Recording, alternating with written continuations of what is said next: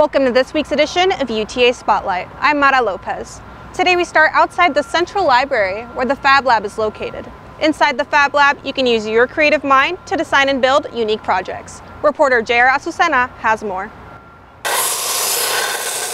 The Fab Lab at the library is hosting a series of workshops focusing on general shop safety and the proper use of power tools, with the purpose of encouraging students to express their creative minds.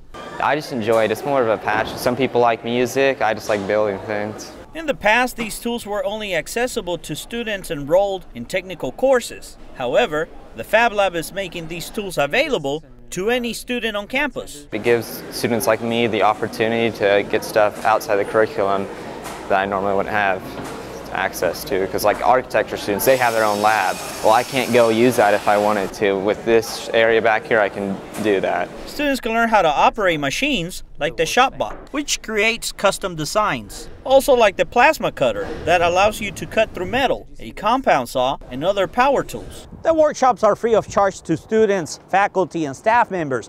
But before you can use the Fab Lab here at the library, there's some simple steps that you must follow. You have to come to a general safety training to access any of the other trainings in the shop.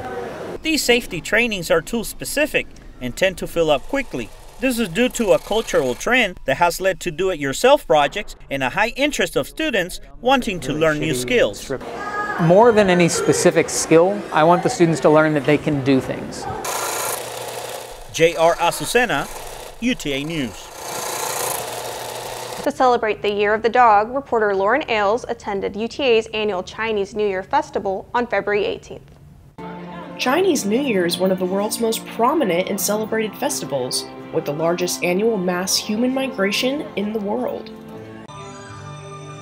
UTA's Friendship Association of Chinese Students and Scholars hosted their annual Chinese New Year Festival yesterday. It showcased multiple entertaining performances, along with interactive games which covered facts on Chinese culture and traditions when it comes to their New Year. President of the Chinese Student Association, Junie He, shares some traditions that are followed the day before the Chinese New Year in order to rid yourself and family of bad spirits. So for the Chinese New Year, we have a lot of tradition to do it. Like before the New Year Day, we have to clean the house. For me, I have to cut my hair. So cause in Chinese, hair means because it's black, it means bad thing. So if you cut it, means the bad thing gonna go away, and then the good thing gonna come to you. Kinsley Lang helped out with UTA's Chinese Festival and says he enjoys the Chinese New Year for the relaxation and quality time with your loved ones. China there was a farming, it's a farming country. So the whole year we have to working every single day. But only on the New Year we have 3 to 5 days. As for relaxing, go back to your hometown, visit your parents, stay with them.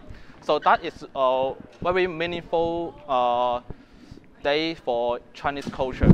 Senior student Lin Jin Yan was the art director for the UTA Chinese Festival and shared with me her favorite activity when the new year comes around.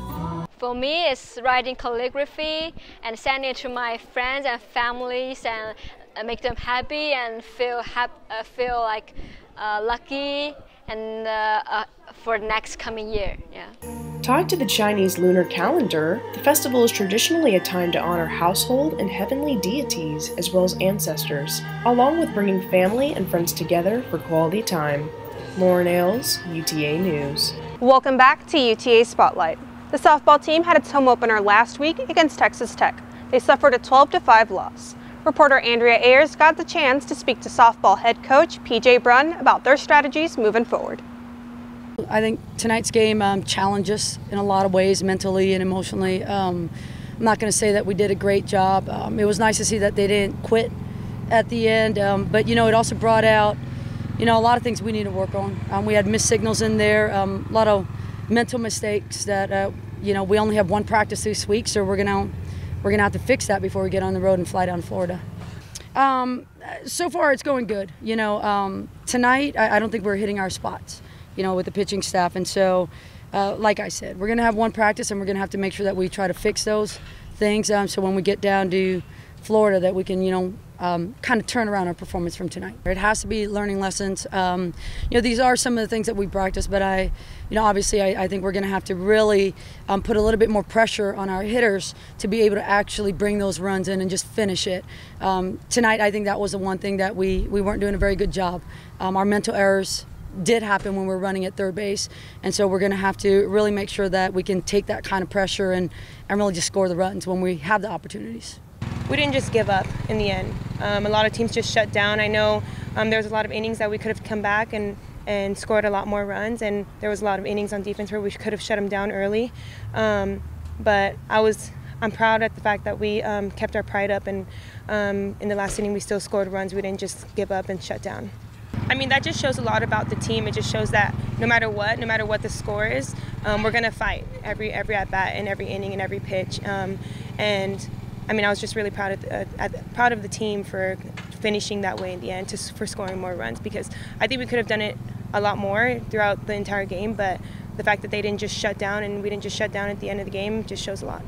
And that's all we have for this week's edition of UTA Spotlight. I'm Mara Lopez. On behalf of our producer, Victor Perry, and UTA News, we'll see you next week.